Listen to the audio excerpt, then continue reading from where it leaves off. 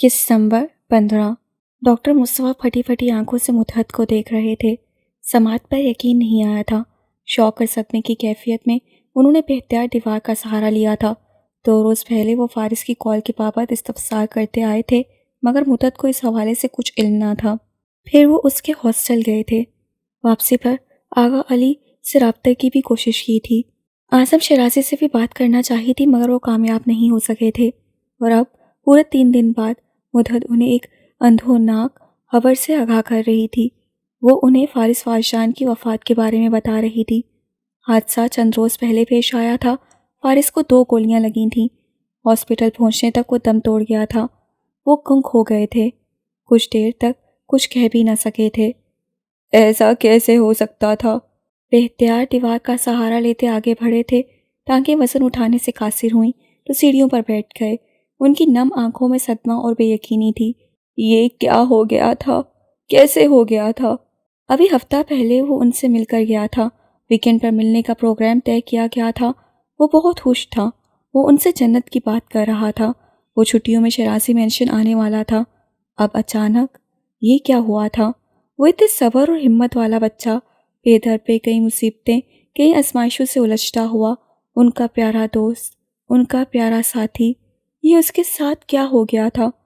उन्होंने अपना सर हथेलियों में गिरा लिया। कई लम्हे, बातें और वादे उन्हें याद आ गए थे।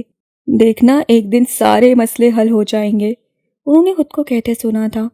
जिंदगी ठीक हो जाएगी, हालात ठीक हो जाएंगे, वो कह रहे थे। वो खुद को सुन रहे थे। मुद्दत सामने खड़ी थी। वो कुछ और कह रही थी, कुछ और बता रही थी। उनका दिल गम से फटने लगा। उनका चेहरा आंसू से तर होने लगा। उनकी टांगें बेजान थीं। उनका वजूद सुन हो रहा था। कैसे ठीक होगा सब? वो उनके सामने उनकी आंखों में आंखें डाले खड़ा था। जानते थे इशारा किस तरफ था। उसके दादा, वालिद और माँ। वो इन रिश्तों से मरहूम था, अपनी शनाख्त से मरहूम था, अपने हक से, अपनी पहचान से महरूम था। वो लाजवाब थे, लाजवाब रहे।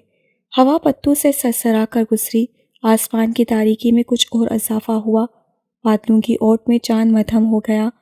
उन्होंने उसके सर पर हाथ फेरा था। तुम बस अपनी पढ़ाई पर फोकस करो, खूब मेहनत करो, आगे बढ़ जाओ। मैं चाहता हूँ तुम अपनी ज़िंदगी में बहुत कामयाब रहो, जैसे जैसे आज़म शराजी हैं। उससे उनकी बात काटी थी। वो चुप हो गए थे। अब फारिस वाजदान को देख रहे थे। वो 13.5 साला लड़का प्लेग्राउंड में निशिस्त पर उनके पास बैठा था और उसकी आंखों की सख्ती उनके अंदर बहुत से हदशे जगा रही थी। तुम्हें किसी के जैसा नहीं होना, तुम्हें सिर्फ वही होना है जो तुम हो। मैं उनके साथ बहुत बुरा करूँगा। मैं उनसे सब छीन लूँगा। बिल्कुल अकेले रह जाएंगे वो, आप देखना। फारिस एकदम से उसे कंधों से पकड़कर उसे पुकारा था, कुछ गुस्से से, सख्ती से, खौफ और दहशत से। उन्हें नहीं पता था वो ऐसी बातें क्यों करता था। वो आज़म शराजी के खिलाफ उनके सामने इतना क्यों बोलता था। वो नहीं जानते थे आज़म शराजी उससे मिलने आते थे और उनकी हर मुलाकात के बाद वो ऐसा हो जाया करता था। सब्र और बर्दाश्त के लिए सिर्फ मैं ही रह गया हूँ।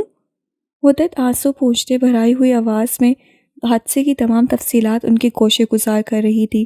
कार एक्सीडेंट के बाद वो अगवा हुआ था। 5 दिन तक अगवा रहा था।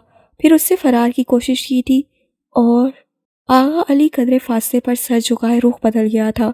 वो उठ गए थे। शिकस्त खोरदा से कदम उठाते अगबी दरवाजे से भाग का रुख कर चुके थे।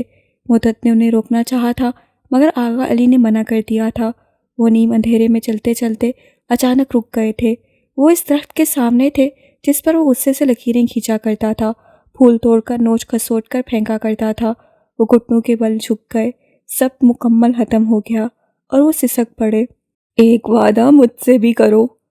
आपके वादे बहुत मुश्किल होते हैं। वो बिगड़े तेवरों के साथ खिड़की में एक टांग बाहर और एक अंदर किए काफ़ी गुस्से में बैठा था। अपने से बड़ी उम्र के लड़कों से उलझ बैठा था, जिसके निशान गाल और होंठों पर नजर आ रहे थे। वादा करो कि न खुद को नुकसान पहुंचाओगे, न ही किसी और को। भले से अगला इंसान मुझे जान से मार डाले, गुस्से से पूछा था और वो फूट फूट कर रो दिए। उन्हें नहीं पता था कि गुज़िश्ता 5 दिन उसने किस अज़ियत में गुजारे थे। तन्हा, अकेले, जाने उस पर क्या बीती होगी। वो पहले से बहुत दुखी था, نا امید اور مایوس تھا، پریشان تھا، اپنی زندگی سے ناخوش تھا۔ ان سب سے گزرنے کے بعد وہ کیسے رہا ہوگا؟ انہیں اس کی آخری کال یاد آئی، مدد کے لیے اس نے انہیں ہی پکارا تھا اور وہ اس کے لیے کچھ نہیں کر سکے تھے، کچھ بھی نہیں۔ فارس کو چوٹ لگی ہے بابا، وہ بہت رو رہا تھا۔ جنت گزشتہ 3 دنوں سے ان کا سر کھا رہی تھی، بار بار ایک ہی بات۔ انہوں نے مٹی ہاتھوں میں بھر لی تھی۔ اسے 2 گولیاں لگیں، اس کا خون بہہ گیا، ہاسپٹل پہنچنے تک اس کی ڈیتھ ہو گئی۔ مدت کے الفاظ ان کا دل چیر رہے تھے۔ دیکھنا سب ٹھیک ہو جائے گا، وہ کہا کرتے تھے، بار بار کہا کرتے تھے۔ تمہیں بہت خوشیاں ملیں گی، انعام ملے گا، کامیابی ملے گی، اور جنہوں نے تمہیں چھوڑ دیا ہے وہ ایک دن تمہارے پاس آئیں گے، تمہیں ڈھونڈتے ہوئے، تمہیں چاہتے ہوئے۔ ان کا سر جھک گیا تھا، ان کی اذیت بڑھ گئی تھی۔ وہ ساری باتیں، امیدیں، خواب، دلاسے اور تسلیاں یہیں رہ گئی تھیں، اور وہ کچھ بھی لیے بغیر چلا گیا تھا۔ اس سے وقت کا انتظار نہیں کیا تھا، زندگی نے ایسی کوئی مہلت بھی نہیں دی تھی۔ اس رات انہیں گھر پہنچتے کافی وقت لگ گیا تھا۔ جنت ان کے انتظار میں زبردستی جاگتی پھر رہی تھی۔ اسے تو یہ جاننا تھا کہ فارس کو جو چوٹ لگی تھی اور جس کی وجہ سے وہ فون پر رو پڑا تھا، وہ چوٹ ٹھیک ہوئی یا نہیں، اس کا درد ختم ہوا یا نہیں۔ اپنے بابا کو گھر میں داخل ہوتا دیکھ کر وہ سرپٹ بھاگی تھی۔ خیال تھا اس کا دوست فارس بھی ساتھ ہوگا، مگر وہ اکیلے تھے۔ نڈھال سے صوفے پر بیٹھ گئے تھے، ان کا چہرہ اور آنکھیں سرخ تھیں اور وہ ایک دم سے بہت کمزور اور دکھی نظر آ رہے تھے۔ وہ ان کے پاس آ گئی تھی، کچھ پریشان ہو کر انہیں پکارنے لگی تھی، اور جیسے اس کی عادت تھی اپنے دونوں ہاتھ گھٹنوں پر رکھے گردن موڑ کر جھکاتے ہوئے انہیں دیکھنے لگی تھی کہ بابا کو کیا ہوا؟ فارس ٹھیک ہے نا بابا؟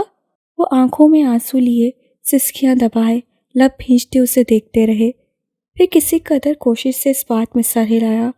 وہ اب رو تو نہیں رہا تھا؟ اس سے پوچھا، فکر مندی سے، پریشانی سے، بڑوں کے سے انداز اور سمجھداری سے۔ وہ اپنی جنہ کو دیکھ کر رہ گئے، وہ اتنا اس کے ساتھ اٹیچ کیسے ہو گئی تھی؟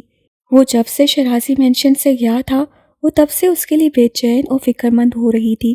وہ اسے تلاش کرتی رہی تھی، ہاسٹل جانے پر اکساتی رہی تھی، شرازی مینشن میں خط پہنچاتی رہی تھی۔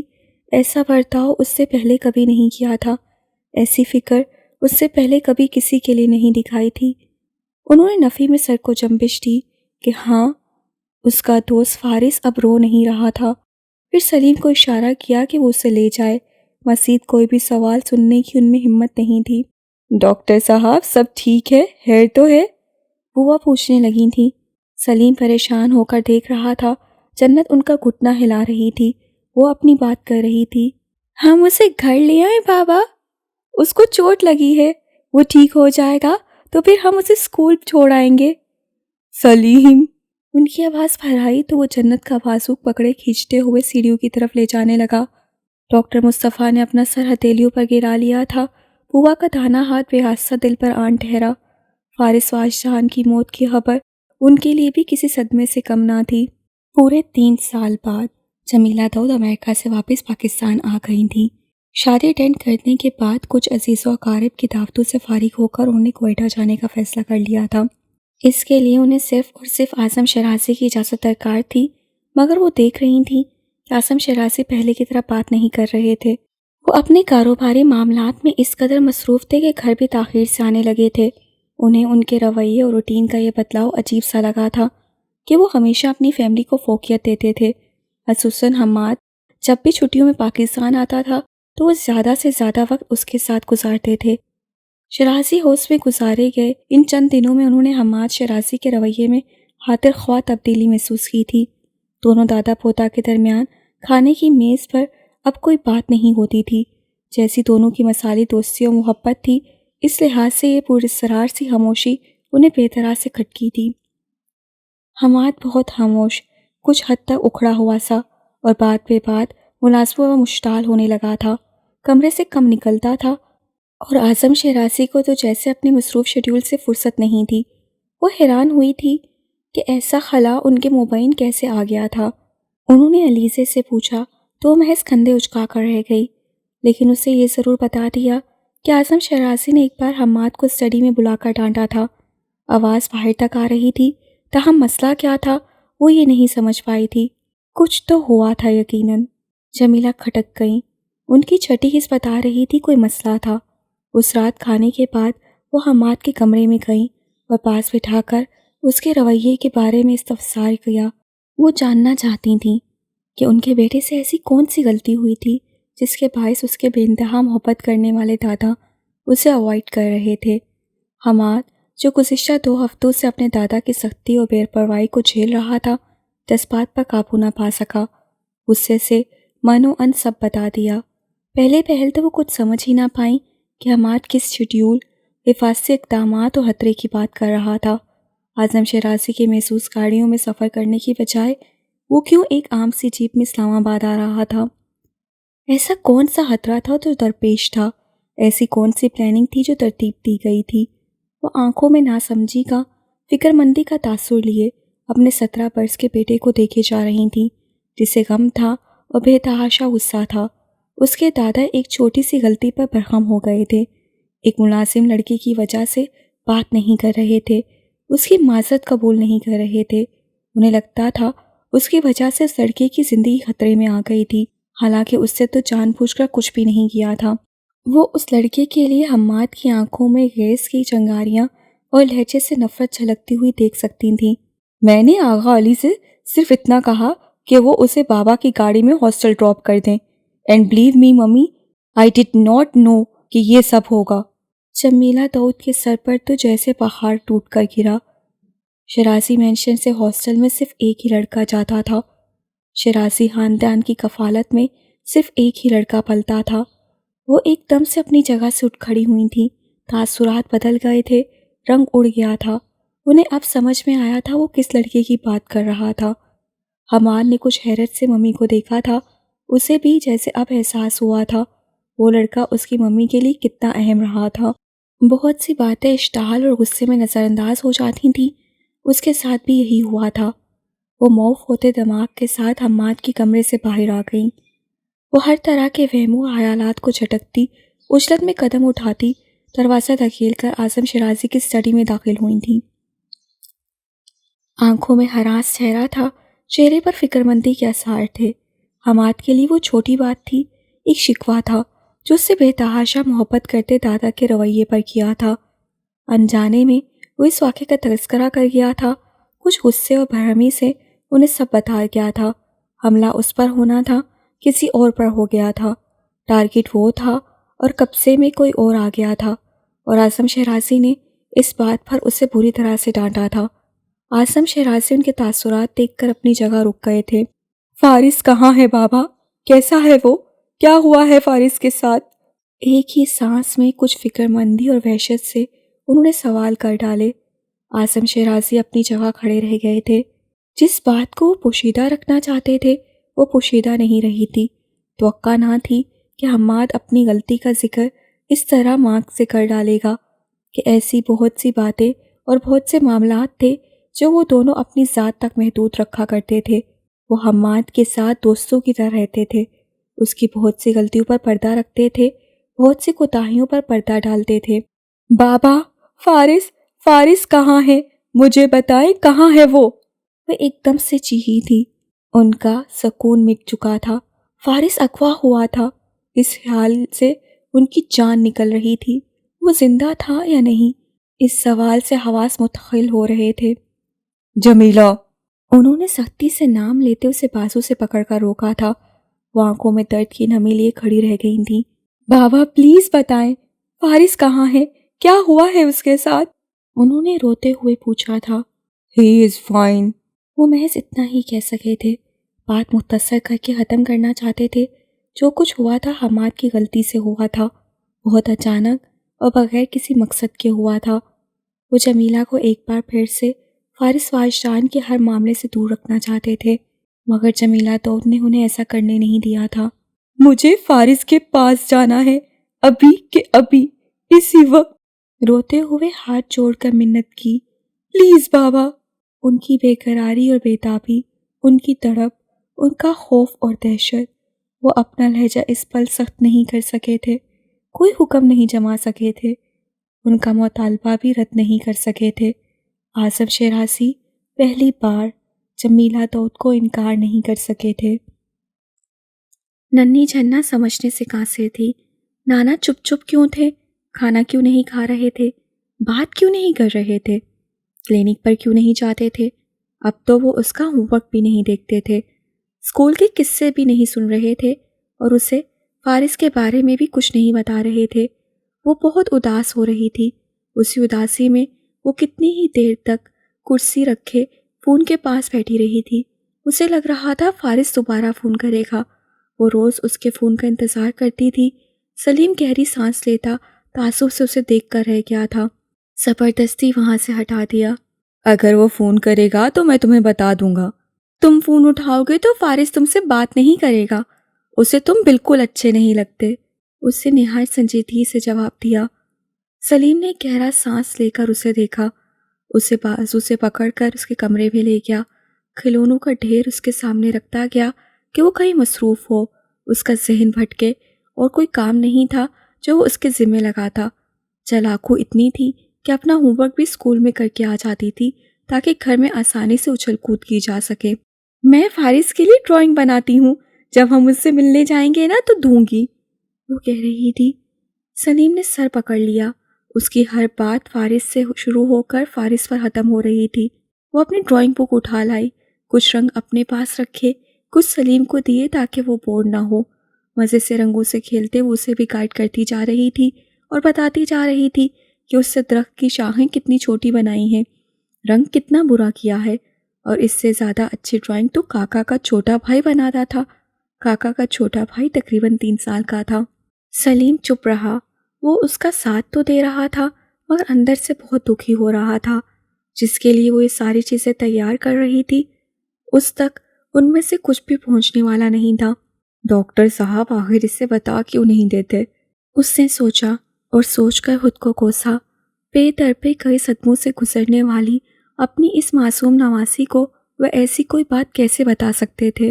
ایک پریشان سی نظر اس سے جنت پر ڈالی اور سر جھکا گیا۔ جنت نے خوبصورت رنگوں کے ملاپ سے منظر کشی کی اور اس پر بڑا سا گیٹ ویل سون لکھا۔ کچھ پھول لان سے توڑے اور کچھ باغ سے، اور دوپہر میں شیرازی مینشن چلی گئی۔ یہ فارس کے لیے ہے، آپ نے اسے میرا خط دیا تھا نا، آپ اسے اب یہ بھی دے دینا۔ بابا ابھی بہت بزی ہیں تو ہم اس سے بعد میں ملنے جائیں گے۔ آنکھوں میں نمی لی مدت اسے دیکھ کر رہ گئی، پھر اس سے وہ صفحہ لے لیا، ساتھ میں پھول بھی تھے۔ وہ سب فارس کے لیے تھا۔ اسے پتہ نہیں کیوں یقین سا تھا کہ وہ چیزیں فارس تک پہنچا دیں گی، اس کا خط بھی، چاکلیٹ بھی۔ فارس نے مجھے کال کی تھی، وہ دوبارہ بھی کرے گا نا؟ مدت نے خاموشی سے سر ہلا دیا۔ اس کے نانا نے اسے کچھ نہیں بتایا تھا تو وہ بھی نہیں بتا سکی تھی۔ وہاں سے پھر وہ اپنے دوستوں کے پاس گئی، گھر کے عین سامنے باغ کی وسط میں کہیں ان کے ساتھ کھیلتی رہی۔ کاکا نے نئی سائیکل لی تھی، پرانی والی جو چوری ہو گئی تھی۔ اب سب باری باری اس پر طب آزمائی کر رہے تھے۔ جنت کی اپنی سائیکل تھی، وہ زور زور سے پیڈل مارتی دائیں سے بائیں گھومتی جا رہی تھی۔ مونی اس کے پیچھے بھاگ رہی تھی، اس کی ہنسی کی کلکاریاں چاروں سو گونج رہی تھیں۔ سلیم نے یہ منظر دور سے اور سکھ بھری سانس لے کر دیکھا تھا کہ چلو شکر جنت کا ذہن بھٹکا۔ شام میں کچھ سامان لے کر گھر آیا تو جھٹکے سے رک گیا۔ وہ فون کے پاس کرسی پر چڑھی بیٹھی تھی، وہ اسے دیکھ کر رہ گیا۔ افی سے منہ موڑ گئی، بوا سے ڈانٹ پڑی تھی، فون کے پاس سے جو نہیں ہٹ رہی تھی۔ وہ ایک بار پھر اس کے سامنے کھڑا تھا۔ تم یہاں کیا کر رہی ہو؟ دیکھ نہیں رہے، بیٹھی ہوئی ہوں، بھنویں سکیڑ کر جواب دیا۔ میری تو یہ بالکل نہیں سن رہی، بوا نے الگ شکایت لگائی۔ کھانے کی میز پر بھی وہ اپنے نانا سے یہی پوچھتی رہی کہ وہ فارس سے کب ملنے جانے والے تھے۔ اس کے نانا چپ تھے، ذرا سا مسکرا کر کوئی اور سوال کرتے اسے کسی اور بات میں الجھانے لگے تھے۔ وہ ہاسپٹل سے 11 بجے گھر پہنچی تھیں اور تب سے اپنے کمرے میں بند تھیں، خاموش اور ویران، آنکھیں سرخ اور متورم، چہرہ ستا ہوا تھا، انگ انگ میں کرب ٹھہرا تھا، منظر ایک ہی تھا اور وہ آنکھوں میں تھا۔ انہوں نے فارس کا بے جان سا ہاتھ پکڑا تھا، اس کے زخموں کو دیکھا تھا، اس کی بند آنکھوں کو چھوا تھا، بالوں میں ہاتھ پھیرا تھا، اور اسے لرزتی کپکپاتی آواز سے پکارا بھی تھا۔ وہ تو یہ توقع کیے ہوئے تھی کہ وہ ان سے ناراض ہوگا، مگر اس کی ناراضی کچھ ایسی ہوگی اس کا تو انہوں نے گمان بھی نہیں کیا تھا۔ حالات ایسے ہو جائیں گے، زندگی ایسا کر جائے گی، سانسیں یوں تنگ ہوں گی، درد ایسے بھی ملے گا۔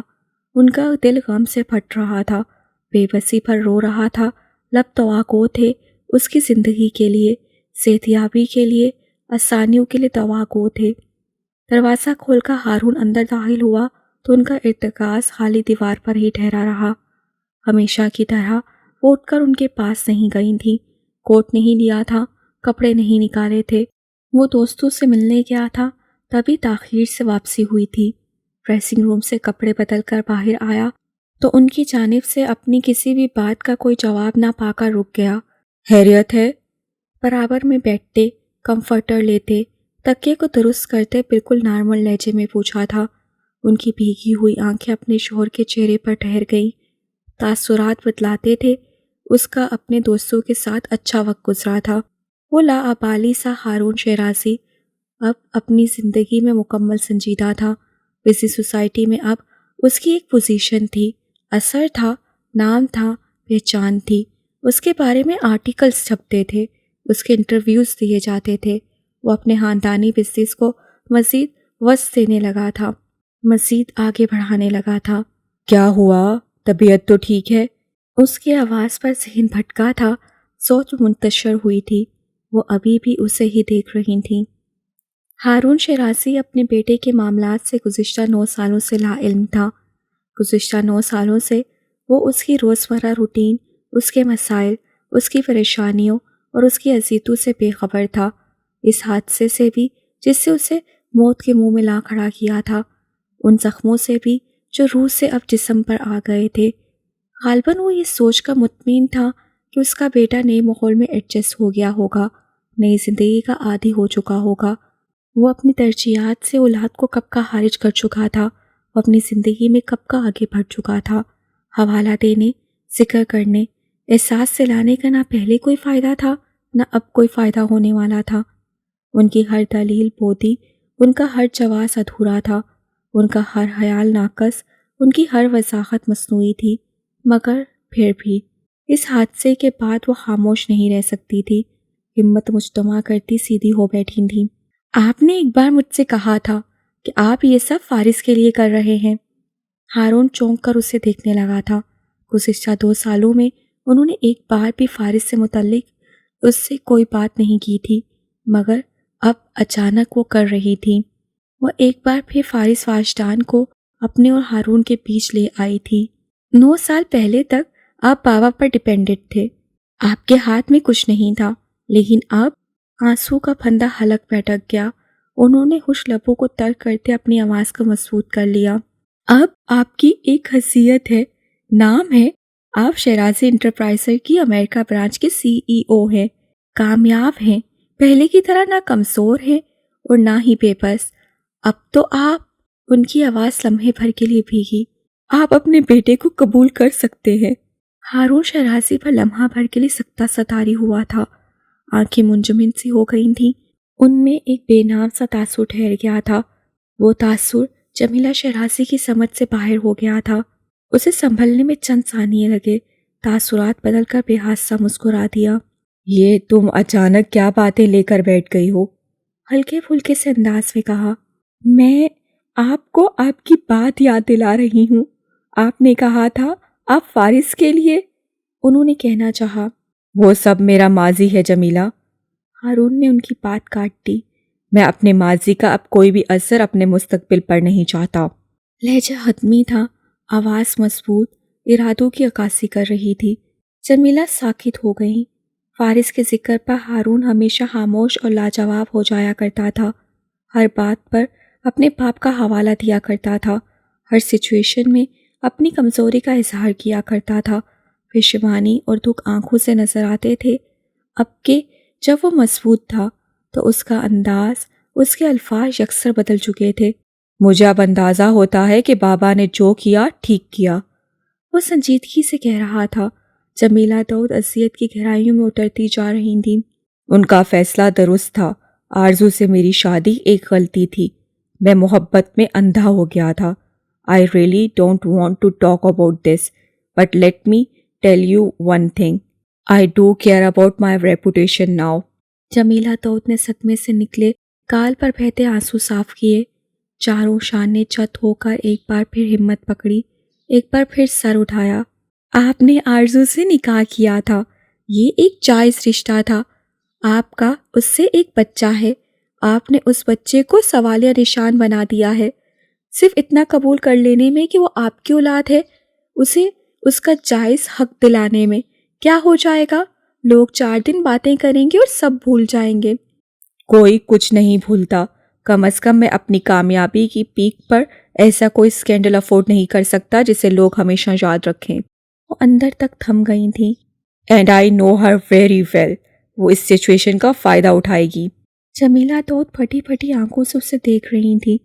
وہ آج شام اعظم شیرازی کے منع کرنے کے باوجود ہارون کو فارس کے حادثے کے بارے میں بتانے والی تھی. اس کا بیٹا 5 دن تک اغوا رہا ہے، اسے گولیاں لگی ہیں، اس کی سرجری ہوئی ہے، وہ شدید تکلیف میں زندگی اور موت کے درمیان ہے. ہاں، وہ اسے سب کچھ بتانے والی تھی. تاہم اب لب سل گئے تھے، آواز گم ہو گئی تھی. ہارون شیرازی نے خود کو اپنے باپ کے رنگ اور فیصلوں میں ڈھال لیا تھا. وہ ویسا ہو گیا تھا جیسا اعظم شیرازی چاہتے تھے. اسے بدل نہیں سکتی تھیں، وہ کسی کو نہیں بدل سکتی تھیں. ہارون ان سے مخاطب تھا، ان کے تاثرات سے کچھ پریشان ہو رہا تھا. انہیں کیا ہوا تھا وہ جاننا چاہتا تھا، مگر وہ دم سادے چپ چاپ نم آنکھوں سے اسے دیکھ رہی تھیں. ایک بار پھر اس میں فارس کا باپ ڈھونڈ رہی تھیں اور وہ انہیں مل نہیں رہا تھا. فارس کا باپ اب انہیں کبھی نہیں مل سکتا تھا. کیا سب ٹھیک ہے؟ وہ چپ رہیں، ایک لفظ بھی ادا نہ کیا. طبیعت خرابی کا بہانہ کر دیا. حقیقت چھپانے کو اب صرف بہانے ہی رہ گئے تھے، ورنہ آنکھیں جو راز عیاں کرتی تھیں انہیں سمجھنے کی نظر کہیں کھو گئی تھی. وہ پچھلے 2 ہفتوں سے ایک ہی جیسے اور انجان چہرے دیکھتا آ رہا تھا. کتنی دیر ہوش میں رہتا تھا تو وہی چہرے ہی نظر آتے تھے، ایسی آوازیں جنہیں وہ فہم پہنانے سے قاصر رہتا تھا، باتیں وہ جو سمجھ میں نہیں آتی تھیں، ذہن جو دھند میں لپٹا ہر خیال کو تاریک سا کرتا رہتا تھا. درد کا احساس انگ انگ سے اٹھتا ہوا محسوس ہوتا تھا، اور پھر وہی تاریکی اور عدم کا احساس اسے 4 سو اپنی لپیٹ میں لے لیتا. کئی بار وہ بند تاریک کوٹری میں ڈوبتی ابھرتی سانسوں کے تصور سے چیخا تھا. کئی بار اس سے گھبرا کر اور کچھ بھکلا کر وجود کو حرکت دینے کی صحیح کی تھی، اٹھنے کی کوشش کی تھی، اور پھر اپنے زخموں سے اٹھتی درد کی ٹیسو کو بھی سہا تھا. وہ مدہوش ہو جایا کرتا تھا، دہشت اور خوف سے کپ کپانے لگتا تھا. اجنبی چہرے، اجنبی لوگ، سفید جگہ، سفید احساس، منجمن برف کا سا. مگر اب کی بار جو چہرہ اس سے دیکھا وہ جانا پہچانا تھا، مبہم، دھندلا مگر روشن. پہچان کی منازل طے ہوئیں تو اندر تک سب دھرم بھرم ہو گیا. وہ دواؤں کے زیر اثر ابھرنے والا وقتی سکون، وہ درد کو دباتا مخلول، سب بے اثر ہو گیا. اس کا ہاتھ ان کے ہاتھ میں تھا، ان کا ہاتھ اس کی گال پر تھا، ان کا چہرہ آنسوؤں سے تر تھا. وہ رو رہی تھیں، جمیلہ داؤد رو رہی تھیں. اس سے ایک ہی دم سے لبوں کو جنبش دیتے، آنکھیں میچ کر کھولتے اپنے ہاتھ کو حرکت دی تھی. ہاتھ بھاری تھا، جانے وہ کیا کہہ رہی تھیں، وہ سن نہیں پا رہا تھا. اس سے کس قدر کوشش سے اپنا ہاتھ ان کی گرفت سے نکالنے کی کوشش کی تھی، کیوں کی تھی وہ نہیں جانتا. چھوڑیں، وہ کہنا چاہتا تھا مگر کہہ نہیں پا رہا تھا. آواز حلق میں گھٹ کر رہ گئی تھی. چھوڑیں مجھے، اس نے کہا تھا. اس سے ایک دم سے بھرائی ہوئی آواز پہ زور لگا کر کہا تھا. جمیلہ داؤد کی گرفت ایک دم سے ڈھیلی پڑی تھی. جائیں. اپنا رخ دوسری طرف کرتے وہ روتے ہوئے چیخا تھا. وہ چہرہ وہ اسے یہاں کیوں نظر آیا تھا، اب کیوں نظر آیا تھا، وہ آواز کیوں سنائی دے رہی تھی. نرس سے جمیلہ کو وہاں سے ہٹا دیا تھا. وہ ان کی منت اور اصرار کے باوجود انہیں روم سے باہر لے گئی تھی. انہیں یہاں نہیں ہونا چاہیے تھا، انہیں یہاں نہیں ہونا چاہیے تھا. وہ آنکھیں موندے روئے جا رہا تھا. ذہن پر دھند چھائی ہوئی تھی، اسے درد ہو رہا تھا، سینے میں، بازو پر سر کے پچھلے حصے اور پیٹ کی بائیں طرف درد ہو رہا تھا۔ اس سے گزشتہ رات بھی اٹھنے کی، یہاں سے فرار کی کوشش کی تھی۔ یہی کوشش وہ ایک بار پھر کر رہا تھا۔ اپنے متحمل ہوتے حواسوں کے ساتھ وہ اپنے زخموں کی پرواہ کیے بغیر پھر سے اٹھنے لگا تھا۔ پہلے اعظم شیرازی تھے، اب سیاہی مائل ہیولا تھا۔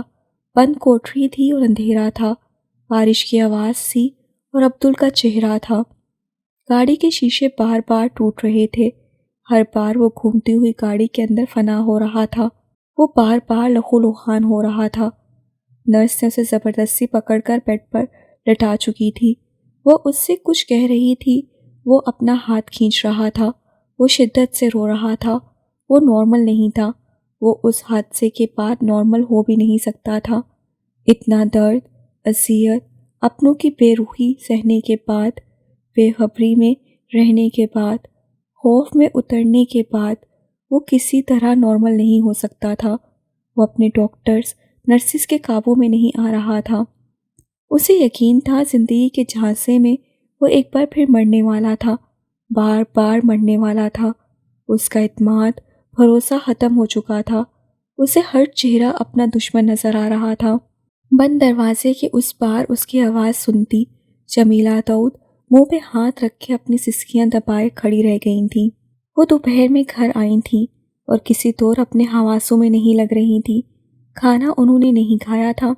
کمرے میں بند ہو کر آرام کرنے کی کوشش کی تھی، مگر نیند آنکھوں سے کوسوں دور تھی۔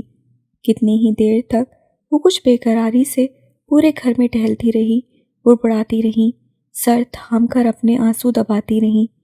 گھر کے افراد کے سامنے انہیں حشاش بشاش چہرے کے ساتھ آنا تھا، دعوت کا انتظام دیکھنا تھا، نبیلہ شیرازی کے ساتھ شاپنگ پر جانا تھا۔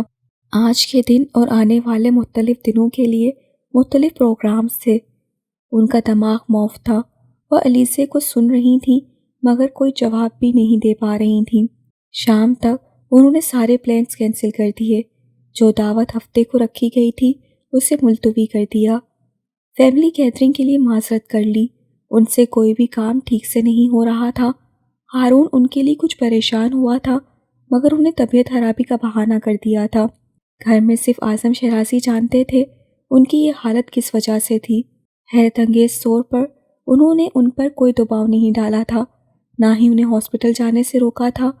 وہ جیسے انہیں وقت دے رہے تھے، سنبھلنے کا وقت، پلٹنے کا وقت۔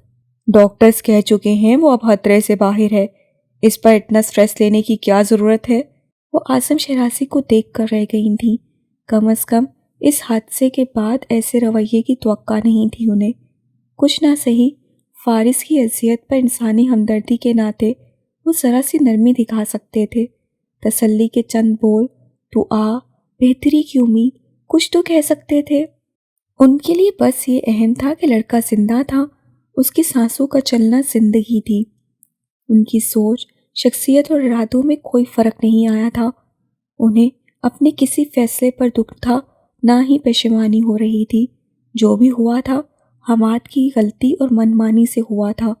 لڑکا زندہ تھا، اس کی سانسیں چل رہی تھیں۔ صرف یہی ایک بات زندگی کی دوڑ میں واپس لانے کے لیے کافی تھی۔ اگر فارس کی جگہ حماد ہوتا تو کیا وہ تب بھی یہ بات کہتے؟ انہوں نے سوچتے ہوئے آنسو اپنے اندر اتار لیے۔ بے رحمی ان کی تھی، دل ان کا کٹتا تھا، رویہ ان کا تھا، تکلیف انہیں ہوتی تھی۔ انہوں نے کچھ نہ کہا، کوئی بحث نہ کی، کوئی سوال نہ رکھا، کوئی احساس نہ جگایا۔ ان باتوں کا اب کوئی فائدہ نہ تھا۔ وہ ان سے اجازت لے کر سیڑھیوں کی جانب بڑھ گئی تھیں۔ اعظم شیرازی کوٹ کی جیبوں میں ہاتھ ڈالے انہیں دیکھتے رہے تھے۔ دروازے پہ دستک دے کر حماد اجازت ملتے ہی اندر آ گیا تھا۔ اعظم شیرازی نائٹ گون میں ملبوس ایک فائل ہاتھ میں لیے بیڈ پر بیٹھے تھے۔ ملازم چائے کا کپ اور پانی کا گلاس سائڈ ٹیبل پر رکھ رہا تھا۔ اس پر نظر پڑتے ہی انہوں نے فائل رکھ دی، گلاسز اتار دیے۔ ملازم اشارہ ملتے ہی جا چکا تو فرصت سے اس کی طرف متوجہ ہوئے۔ میں آپ سے سوری کہنے آیا تھا۔ اعظم شیرازی چند لمحوں تک اسے دیکھتے رہے۔ میں نے بہت غلط کیا ہے، مجھے آپ کی بات ماننی چاہیے تھی۔ وہ شرمندہ لگ رہا تھا۔ وہ پچھلے ایک ماہ سے مسلسل اسے نظر انداز کر رہے تھے۔ دونوں کے مابین کھانے کی میز پر کوئی بات نہیں ہوتی تھی आउटिंग का प्रोग्राम नहीं बनता था। एक दूसरे को वक्त देने की रूटीन ख़त्म हो चुकी थी। वो उससे इस कदर नाराज़ हुए थे कि खुद से मुखातिब भी नहीं करते थे। उसके लिए ये सब नाकाबिले बर्दाश्त था। इस तरह के गुस्से और नाराज़गी का सामना वो पहली बार कर रहा था। कितनी बार उसने माज़रत की कोशिश की थी, मगर वो मौका नहीं दे रहे थे। अपने कारोबारी मामलात में इस कदर मसरूफ़ रहने लगे थे कि अब घर भी देर से आते थे। आसिम शराजी कुछ देर तक उसे देखते रहे, फिर उसे अपने पास बैठने का इशारा किया। वो बैठ गया, मगर सर हनूस झुका हुआ था। अपनी पोजीशन और स्टेटस के लिहाज से तुम्हें अंदाज़ा होना चाहिए था कि तुम्हारा एक गलत फैसला, एक गलत मुतालबा सिर्फ तुम्हारे लिए ही नहीं बल्कि हम सब के लिए कितने बड़े मसाइल खड़े कर सकता है। हमाद का सर झुका रहा। तुम्हें मेरा हुक्म मानना चाहिए था। अब उसे समझा रहे थे। उनका लहजा मामूल की तरह अब नर्म था। तासुरात में सख्ती ना थी, हफ्की का कोई शाइबा ना था। वो उन्हें खामोशी से सुन रहा था। उसे अंदाज़ा था उससे कितनी बड़ी गलती हुई थी। उसने अपने दादा का हुक्म नहीं माना था, उनका इत्मीनान तोड़ा था। मगर यहाँ कोई और बात थी जो उसे दुखी कर रही थी, उसके अंदर के इत्मीनान को सल्ब कर रही थी। वो उसे समझा कर खामोश हुए थे तो उसे सर उठाकर उन्हें देखा। लम्हे भर के लिए कुछ सोचा। Is he important to you? क्या वो आपके लिए अहम है? अंदर कहीं सुलगते अंगारों की सी तपिश थी। हु? कौन? फारिस। आसिम शराजी ने गर्दन मोड़कर उसे देखा। आंखों में लम्हे भर के लिए हैरत उतरी थी। हमाद का सवाल ही ऐसा था, क्या वो फारिस की हकीकत जान गया है? तुमसे ज़्यादा अहम मेरे लिए और कोई नहीं हो सकता। लेकिन आपने ये नहीं कहा कि वो इम्पोर्टेंट नहीं है। आसिम शराजी लम्हे भर के लिए थमे थे। नज़र उठाकर अपने 17 बरस के पोते को देखा। उसका सवाल, अंदाज और लहजा, उसकी आंखें किसी गहरी सोच का गम्मास लग रही थीं। वो अंदरूनी खलफिशार का शिकार लग रहा था। Y are you comparing your self with him? उन्होंने मुतहम्मिल होकर पूछा था। उनके पोते के जहन में फारिस वाजदान कैसे आ गया था? वो उसके साथ अपना मुआसना क्यों कर रहा था? क्योंकि आप। हमाद कुछ कहते कहते रुक गया।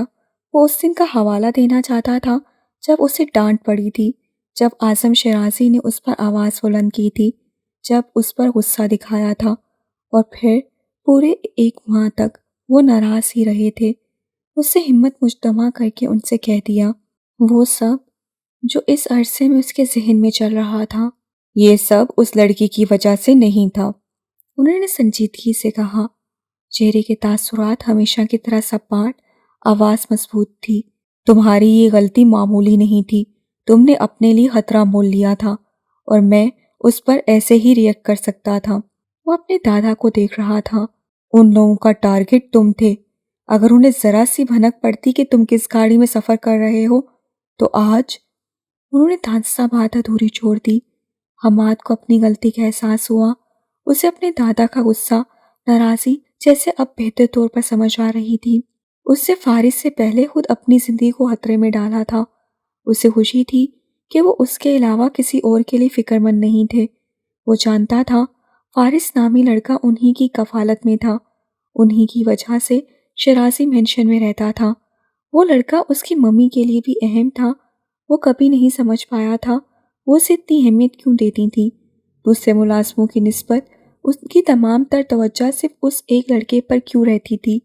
वो उसके मामले में क्लास का फ़र्क तक भूल जाती थी। महंगी से महंगी चीज़ उस लड़के की दस्तरस में होती थी। हर वो चीज़ जिस पर उसका हक था, हर वो चीज़ जो उसके स्टेटस के हिसाब से सिर्फ उस पर जचती थी, वही चीज़ फारिस वाजदान के पास हुआ करती थी। 3 साल पहले तक वो ये फ़र्क अपनी आंखों से देखता आया था। 3 साल बाद वो यही फ़र्क एक बार फिर देख रहा था और उसे ये सब बिल्कुल अच्छा नहीं लगा था। मम्मी की फ़िक्र और दादा की नाराज़गी, यही वजह थी कि उसके एहसासात आग जैसे होते रहे थे। मगर अब उसने देखा था कि दादा के अंदाज और लहजे में उस लड़के के लिए कोई फ़िक्र नहीं थी। उन्होंने अब तो उसका जिक्र भी नहीं किया था, ना पहले किसी तफसील से आगाही दी थी, ना अब दे रहे थे। दादा फारिस नामी उस लड़के को इस बहस से मुकम्मल तौर पर खारिज कर चुके थे। हमाद को एकदम से तसल्ली का एहसास हुआ। दादा झूठ नहीं बोलते थे। उनकी फ़िक्र सिर्फ उसके लिए थी, खौफ सिर्फ उसके लिए था। محبت صرف اس کے لیے تھی، بھلا ایک ملازم لڑکے کے ساتھ اس کا کیا موازنہ؟ وہ کتنا بے وقوف تھا، کتنا غلط سوچ رہا تھا۔ اس کے تاثرات ایک دم سے بہتر ہو گئے، آنکھوں سے الجھن مخفوض ہو گئی، دل میں غصہ نہ رہا، وہ مطمئن ہو کر چلا گیا۔ گلاسز آنکھوں پر لگاتے اعظم شیرازی نے اپنی فائل دوبارہ اٹھا لی تھی۔ ذہن لمحے بھر کے لیے بھٹکا تھا، سوچ کسی اور طرف چلی گئی تھی۔ سائن کرتے کرتے وہ رک گئے تھے، سر جھٹک کر وہ پھر سے فائل اسٹڈی کرنے لگے تھے۔ اسے وہ تاریکی یاد تھی مگر اغوا کار کے چہرے یاد نہیں تھے۔ ان کی باتیں ذہن میں گونجتی تھیں لیکن اب سمجھ نہیں آتی تھی۔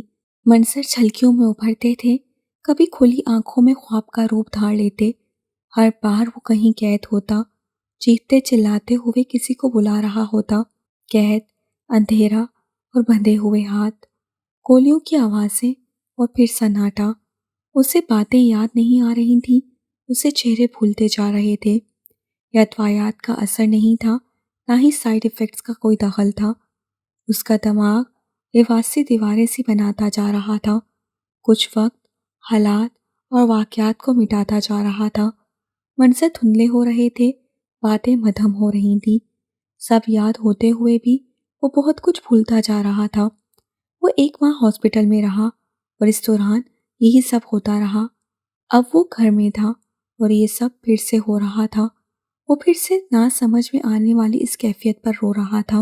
وہ خوف جو اس کی روح کھینچ رہا تھا، وہ درد جو انگ انگ سے اٹھتا ہوا محسوس ہو رہا تھا۔ دروازہ کھل گیا، دبے قدموں کے ساتھ کوئی چلتا ہوا اندر آ گیا۔ اوپری منزل کی تمام بتیاں روشن ہو چکی تھیں۔ آغا علی دروازے میں رک گیا تھا، جمیلہ داؤد اس کے پاس آ گئی تھیں۔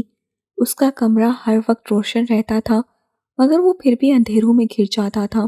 گزشتہ 1 ماہ سے وہ جنہیں مسلسل نظر انداز کر رہا تھا، جن سے کوئی بات نہیں کر رہا تھا، جنہیں اپنے قریب آنے نہیں دے رہا تھا، تو اس لمحے باوجود ہمت اور کوشش کے وہ انہیں خود سے دور نہیں کر سکا۔ ان کی آغوش میں ایک سکون تھا، ان کے حصار میں آرام تھا، ان کا لمس زخموں پر مرہم تھا۔ وہ ہاسپٹل میں تھا تب بھی وہ اس سے ملنے آتی رہی تھیں، گھر پر تھا تو یہاں بھی، اکثر اوقات رات میں بھی ٹھہر جاتی تھیں۔ وہ اپنا وقت اور روٹین کیسے مینج کر پا رہی تھیں وہ نہیں جانتا تھا۔ اعظم شیرازی کے سخت قوانین کے باوجود اس کے پاس کیسے آ جاتی تھیں یہ بھی نہیں جانتا تھا۔ علم تھا تو صرف ایک بات کا کہ وہ وہاں تھی جہاں وہ تنہا تھا۔ کوئی نہیں ہے یہاں، کچھ بھی نہیں ہے، تم خواب میں ڈر گئے تھے، ریلیکس، خود سے لگائے وہ کہہ رہی تھی۔ دروازے پہ کوئی کھڑا تھا، وہ ایک نیا چہرہ تھا۔ وہ جمیلہ داؤد سے کچھ پوچھ رہا تھا اور وہ اس سے کچھ پوچھ رہی تھیں۔ کیا وہ سینے میں کہیں درد محسوس کر رہا ہے؟ کیا اسے تکلیف کا احساس ہو رہا ہے؟ اس کے لب خاموش تھے، وجود لرز رہا تھا مگر چہرہ تر تھا۔ آواز ابھی بھی تھی، گولیوں کی، بارش کی، تاریک کوٹری میں مبہم کہکے کی۔ رات کے آخری پہر اس کی آنکھ کھل گئی تھی، نظر بالکل سامنے کوچ کے آگے سجدہ سیر وجود پر پڑی اور پھر ٹھہری رہ گئی۔ نیم تاریکی میں منظر بدلنے لگا تھا، اندھیرا احساسات سے الجھنے لگا تھا، خوف کو جگانے لگا تھا۔ تاریک کوٹری، مدھم سا کہکا، سوالیہ لہجہ اور انداز، اور گولیوں کی آواز۔ اس کی پیشانی پسینے سے تر ہوئی تھی، رنگت سفید ہو رہی تھی، سانسیں بھاری، وجود پر ایک کپ کپی سی تاری تھی۔ اس سے سفید چادر کو مٹھیوں میں بھینچ لیا تھا۔ وہ سجدے سے اٹھ کر بیٹھ گئی، پھر وہ سلام پھیرنے لگی تھی۔ کسی احساس کے تحت مڑ کر اس کی جانب دیکھا، بے اختیار اپنی جگہ سے اٹھ کھڑی ہوئی۔ مدھم سی نیلگوں روشنی اس کے تاثرات نمایاں کر رہی تھی۔ لب باہم پیوست کیے وہ بھاری سانسیں لیتا انہیں ہی دیکھ رہا تھا۔ وہ اس لبوں کو تر کرتی، آہستگی سے قدم اٹھاتی اس کے پاس آ گئی تھی۔ اس کی آنکھوں کے تاثر سے دل کٹ کر رہ گیا تھا، وہ خوفزدہ لگ رہا تھا۔ محتاط ہو کر وہ اس کے پاس بیٹھ گئی تھی، اس کا سختی سے بھینچا ہوا ہاتھ اپنے ہاتھ میں لیا تھا۔ ہاتھ کپ کپا رہا تھا، پھر اس نے اٹھنے کی کوشش کی تھی مگر اٹھ نہیں پا رہا تھا۔ لیٹے رہو، وہ ایک دم سے پریشان ہوئی تھی۔ لائٹ آن کر دیں۔ وہ خوفزدہ تھا، اس کا وجود کپ کپا رہا تھا، اسے سانس لینے میں دشواری ہو رہی تھی۔ اس کے گال آنسوؤں سے تر ہو رہے تھے۔ جمیلہ نے کمرے کی لائٹس آن کر دی، جھک کر اسے اپنے حصار میں لے لیا۔ شش، میں تمہارے پاس ہوں، سب ٹھیک ہے۔ اس کے گرد اپنی گرفت مضبوط کیے، اس کی پشت پر ہاتھ پھیرتے اسے خود میں سمو لیا۔ وہ مجھے مار دیں گے۔ اس کی سانسیں چڑھی ہوئی تھیں، وہ پوری طرح سے کپکپا رہا تھا۔ دروازہ آہستگی سے کھلا تھا اور کھلا ہی رہ گیا تھا۔ قدموں کی حرکت وہیں تھم گئی تھی، ہاتھ ہینڈل پر ٹھہر گیا تھا۔ کوئی تمہیں کچھ نہیں کہے گا، میں ہوں نا تمہارے پاس، جسٹ ریلیکس۔ وہ آنکھوں میں نمی لیے اس سے کہہ رہی تھی، اسے سمجھا رہی تھی، اسے کوئی خوف اور خطرہ نہیں ہے، وہ اب محفوظ ہے۔ مگر وہ محفوظ نہیں تھا، وہ اب کبھی بھی خود کو محفوظ تصور نہیں کر سکتا تھا۔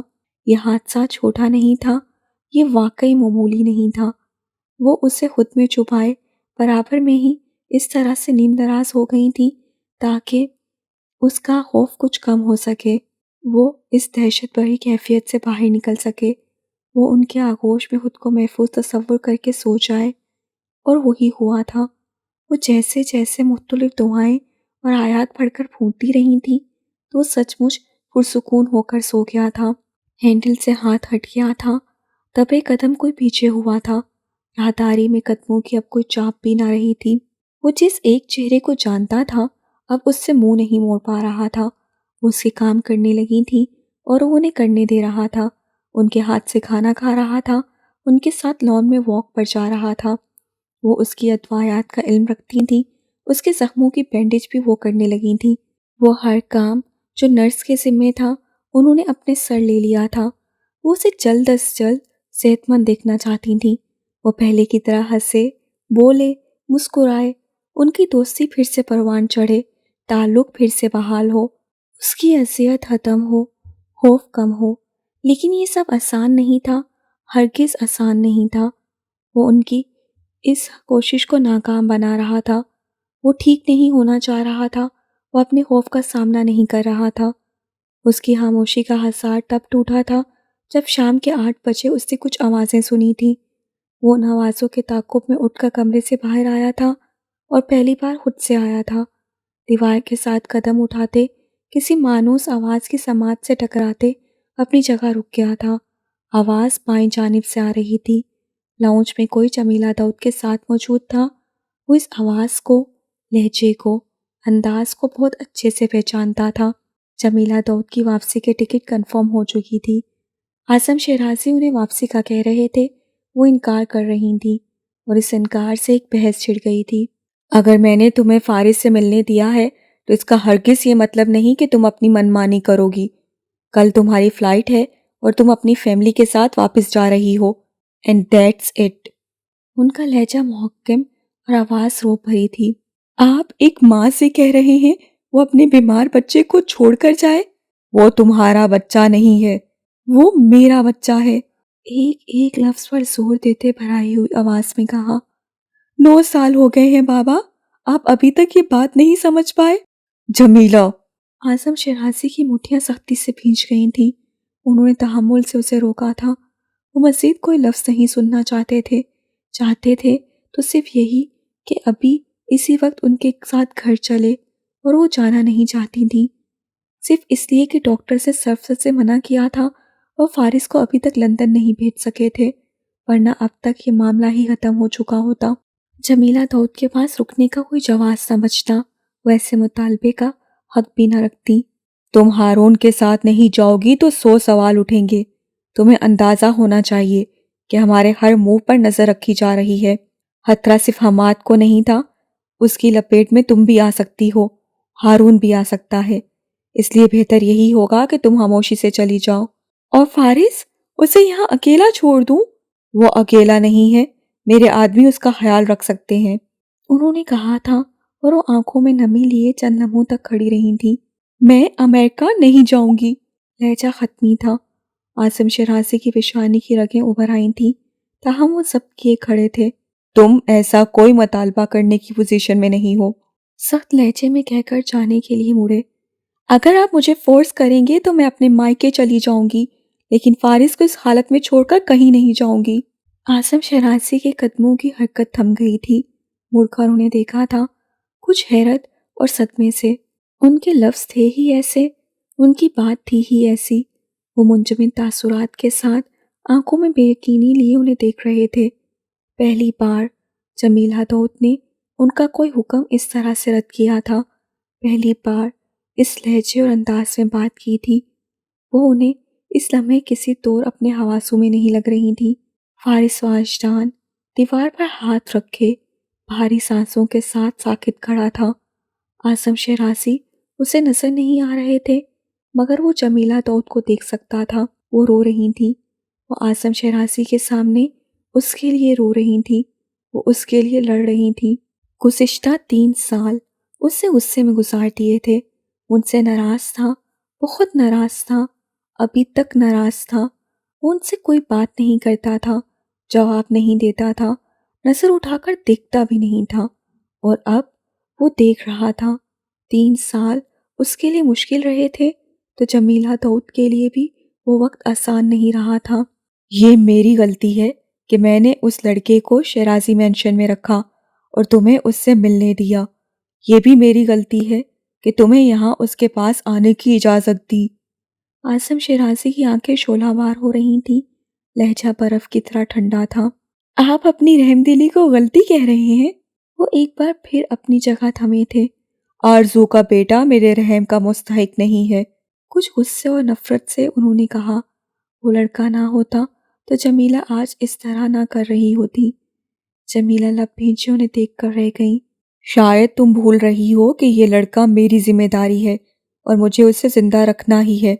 यही वादा था। वो अपने फैसले पर कायम थे। बात कल भी वादे की थी, आज भी वादे की थी। जमीला नम आंखों के साथ खड़ी थी। आप फिर से मेरा राब्ता उससे बंद करवा देंगे? फिर से मुझे दूर कर देंगे? जो ज़रूरी हो मैं वो ही करता हूँ। निकाल दो उस लड़के को अपने दिमाग से, फॉर गॉड सेक। उनकी आवाज़ एकदम से बुलंद हुई थी। जमीला का चेहरा आंसू से तर होने लगा, आंखें झुक गईं। कौन करता है ऐसे जैसे तुम कर रही हो? वो चुप रहीं। मुझे फोर्स मत करो कि मैं कुछ ऐसा कर दूं जिस पर तुम्हारे पास सवाए पछतावे की और कुछ ना रहे।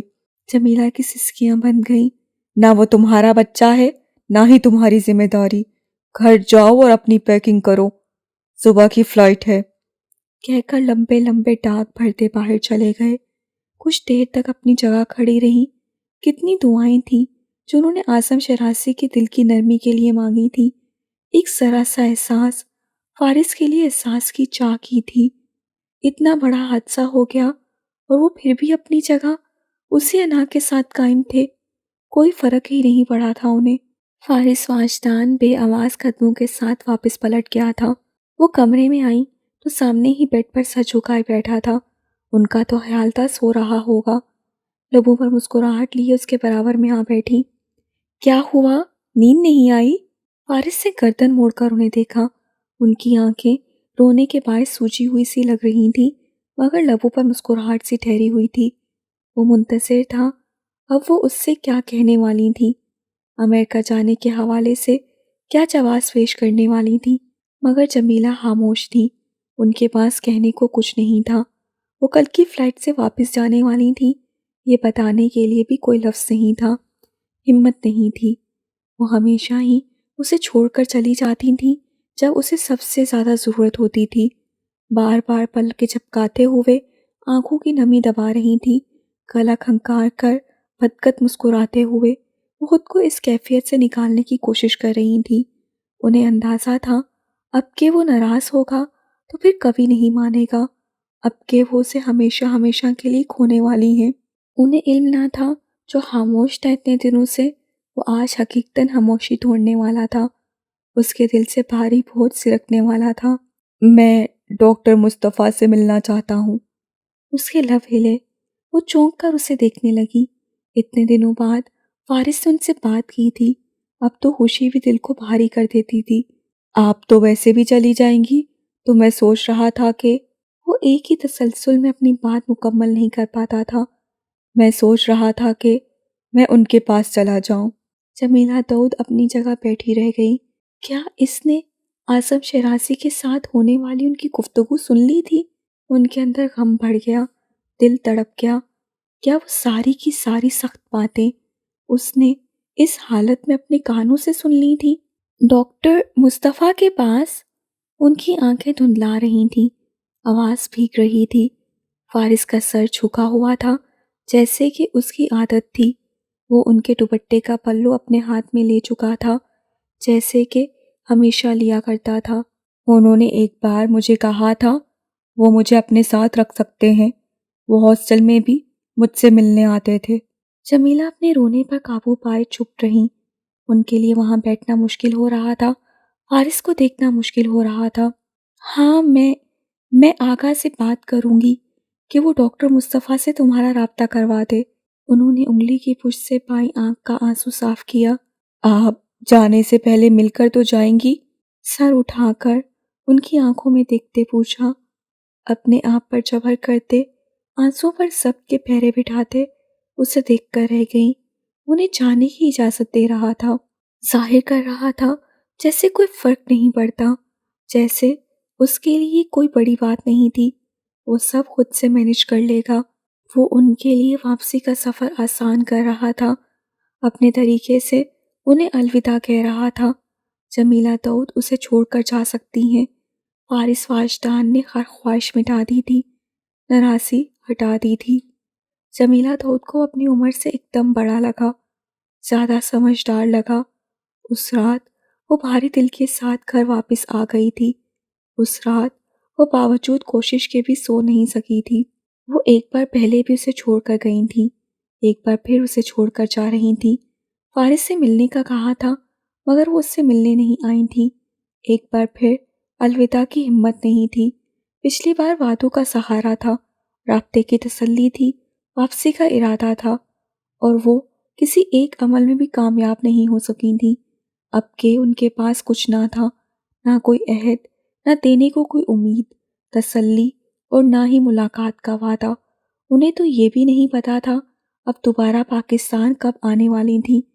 جانے سے پہلے انہوں نے آغا علی سے ضرور بات کی تھی۔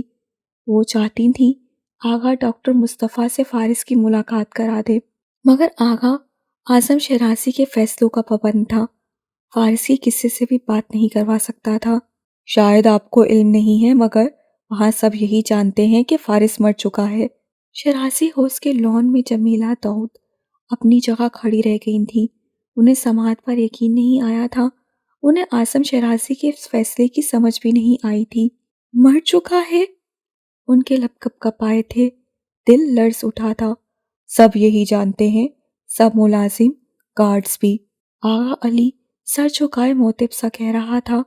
یہ ضروری تھا کیونکہ جمیلہ نے اپنا ہاتھ اٹھا کر اسے روک دیا۔ مزید کچھ سننے کی تاب نہیں تھی۔ اعظم شیرازی اب کیا کر رہے تھے جاننے کا اشتیاق نہیں تھا۔ آغا کہنا چاہتا تھا فارس کی زندگی ابھی بھی خطرے سے خالی نہیں تھی، جنہوں نے اسے اغوا کیا تھا وہ اس کے پیچھے دوبارہ بھی آ سکتے تھے۔ ایک ذرا سی بھنک کہ وہ زندہ ہے بہت سے مسائل کھڑے کر سکتی تھی۔ فارس سے ان کا چہرہ دیکھا ہے تبھی اسے مارنے کی کوشش کی گئی تھی، مگر جمیلہ داؤد کو جیسے اب کوئی تفصیل نہیں چاہیے تھی۔ فارس واجدان کا وہ آخری مطالبہ انہیں ہر صورت پورا کرنا تھا۔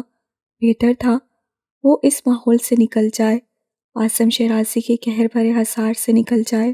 اس نے آغا سے متحد کا نمبر لے لیا، اسے کال کی، اس سے ڈاکٹر مصطفیٰ کے بارے میں پوچھا۔ 2 ماہ پہلے تک وہ کوئٹہ میں ہی تھے مگر وہ اب وہاں نہیں تھے۔ ان کا گھر بھی بند، کلینک بھی بند تھا۔ وہ کہاں چلے گئے تھے کسی کو اس بات کا علم نہیں تھا۔ تمہاری جب بھی ان سے بات ہو میرا یہ نمبر انہیں دے دینا۔ ساتھ ہی اپنا نمبر لکھوا دیا، اور یہ بات صرف ہم دونوں کے درمیان رہنی چاہیے، تم میرے لیے اتنا تو کر ہی سکتی ہو۔ آپ بے فکر رہیں، کسی کو کچھ نہیں بتاؤں گی۔ مدحت نے یقین دہانی کروائی تھی۔ ان کی فلائٹ امریکہ کے لیے روانہ ہوئی تو لگا دل وہیں رہ گیا ہے، سکون ختم، بے قراری انگ انگ میں سما گئی تھی۔ وہ فارس واجدان سے آخری بار ملے بغیر ہی جا رہی تھیں، اور یہ حقیقت ان کے وجود پر، ان کی روح پر بہت بھاری ہو رہی تھی۔ آرزو جہانگیر کے بیٹے کے لیے میرے دل میں کوئی رحم نہیں ہے۔ وہ بیڈ سائڈ سے ٹیک لگائے نیچے کارپٹ پر گھٹنوں پہ سے تھوڑے لگائے بیٹھا تھا۔ کمرہ روشن تھا، کھڑکیاں بھی کھلی ہوئی تھیں، ہوا سے مخملین پردے لہرا رہے تھے۔ کھڑکیوں سے سرسبز لان کے اس پار براؤن رنگ کا گیٹ نظر آتا تھا۔ وہ گیٹ آج صبح سے بند تھا۔ کوئی گاڑی حدود میں داخل نہیں ہوئی تھی، کوئی اسے الوداع کرنے نہیں آیا تھا۔ اس سے بیٹھے بیٹھے اپنا سر اٹھایا۔ شاید تم بھول رہی ہو یہ لڑکا میری ذمہ داری ہے اور مجھے اسے زندہ رکھنا ہی ہے، یہی وعدہ تھا۔ ذمہ داری، زندگی اور وعدہ۔ بیران آنکھیں نم ناک ہونے لگیں، خاموش لبوں پر غم ٹھہر گیا۔ دروازہ کھلا ہوا تھا۔ حیدر وہاں سے گزر رہا تھا تو چونک کر رک گیا۔ اسی وقت اندر آ گیا۔ کمرے کی کھڑکیاں اس سے بند کر دیں، پردے بھی پھیلا دیے۔ اسے ایک پل میں انکشاف ہوا تھا کہ اس نے اپنی آج رات کی میڈیسن نہیں لی تھی، تبھی وہ رات کے اس پہر تک جاگ رہا تھا۔ اسے فارس پر اعتماد کرنے پر افسوس ہوا۔ اب سمجھ میں آیا جمیلہ داؤد اسے اپنے ہاتھ سے کیوں دوا کھلاتی تھیں۔ آپ کو اب آرام کرنا چاہیے۔ وہ اس کی حقیقت سے کچھ حد تک واقف تھا، تبھی لہجے اور انداز سے ادب جھلکتا تھا، ایسا ادب جس کا وہ مستحق نہیں تھا۔ اسے حیدر کی طرف دیکھا۔ وہ پانی کے ساتھ ادویات پیش کر رہا تھا۔ فارس کچھ دیر تک آدھے خالی آدھے بھرے ہوئے گلاس کو دیکھتا رہا، پھر اس نے لے لیا۔ جانتا تھا ایسے نیند جلد آنے والی تھی، ایسے درد جلد مٹنے والا تھا۔ جو تھکاوٹ وجود میں اتری ہوئی تھی وہ ایسے ختم نہیں ہو سکتی تھی۔ جو اذیت اس پل محسوس ہو رہی تھی اس سے بچنے کا اور کوئی راستہ نہ تھا۔ وہ سو چکا تھا تو حیدر کمرے کی لائٹس آف کرتے رک گیا۔ اسے جمیلہ داؤد کی تنبیہ یاد آئی۔ باہر نکلتے ہوئے دروازہ بھی کھلا چھوڑ دیا۔ شیرازی ہاؤس مکمل اندھیرے میں ڈوب گیا تھا، مگر وہ ایک کمرہ صبح تک روشن رہا تھا۔